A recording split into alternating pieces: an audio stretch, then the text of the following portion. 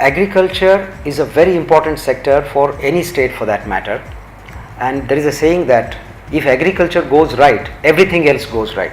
And you may be knowing that whenever there is very good agricultural growth, the demand for any other goods, it may be consumer goods, may it be for automobiles or any other sector, there is a spur demand. So once agriculture sector is good, everything else will fall in place, and that is the importance of this sector. One most important thing in agriculture that needs to be immediately addressed is of infrastructure. Agriculture has been suffering from very poor infrastructure for a very long time, and as long as we don't infuse capital into investment, capital into building infrastructure like good roads, good warehouses, good cold storage facilities, and then cold storage transport, and also good markets, more markets which are e-connected. So that's the most important thing, number one, because today farmers know how to produce, but where they are suffering is when they don't get the price for their produce.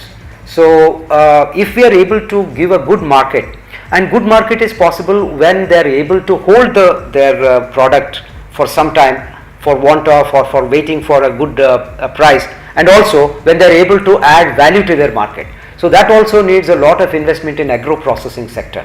So therefore, second one being agro processing sector. And the third important thing is of mechanization of small farm, coupled with a lot of technology that is available, what we call now as the Internet of Things. There is drone technology, there is technology with the sensors to monitor various parameters. When we are able to give certain site specific forecasts to the farmers. So all these three sectors, what I just now listed, are very important, and Karnataka being the California of India, where an IT hub like Bangalore should be able to get more and more of IT kind of applications in agriculture, and that is where I feel we have a very good thinking that needs to go into it, and a systematic planning that needs to go into it, and we must concentrate on this sector. Okay, sir. The government as such must really see that they provide a good market, invest in infrastructure, and also make certain agriculture friendly policies like providing power. So for a farmer getting 24-hour power is a dream, if he is ready to pay provided you give him power. So this is one sector where a farmer should be facilitated by making available good quality power for all 24 hours. That itself takes care of a lot of things. And when it comes to the people of this country, the people of this state, today we are all very comfortable because agriculture is in a comfortable position. Our bellies are filled. We are able to fly rockets, we are able to do research on IT and so many other sectors because our primary need is taken care.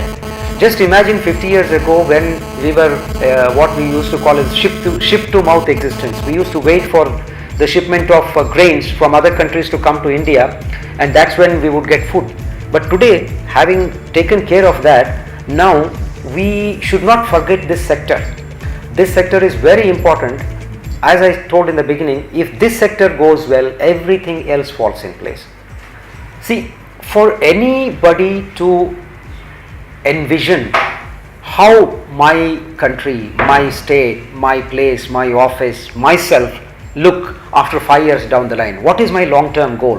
What do I envision for my state? It's a very good exercise. In fact, most of the countries that we count as developed countries today did the same kind of exercise some time back. Not only doing this exercise of planning properly, but also implementing that plan in a systematic way. That is so very important. So I'm glad that the government of Karnataka has come out with a vision document. Vision. They're trying to build a vision and also contacting very many people in different sectors as to how my state should look, say 10 years down the line. For this state, from agriculture point of view, I would like to see that there won't be any farmer suicides and farmers get a proper price to their market, and I would envision a place where farmers are respected and farmers also enjoy the same quality of life that an IT professional is able to enjoy today. So that is when the dream of an agriculturally prosperous Karnataka can be realized. One point that needs a special mention is about water security.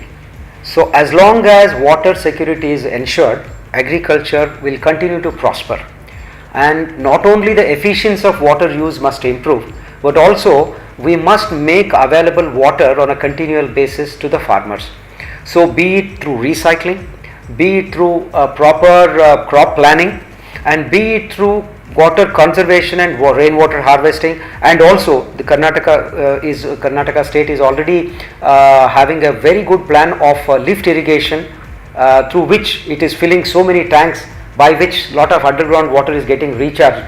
This is a very unique project which is being emulated by many other states also. It's a very progressive plan, but nevertheless we must still continue to improve the water efficiency. This is a state which gets a lot of rainfall compared to the places like Israel, or even a place within our own country like Jaisalmer, where about 100-150 millimeter rainfall we get. So state average is more than 500 millimeters, and I think the state average is about 750 millimeters of rainfall. So which is a lot of water. So that we are not able to properly use. So we must also have policies that encourage people to use water judiciously, both in urban areas as well as in rural areas. So with water as the main theme, if we go, we can build a strong agriculture.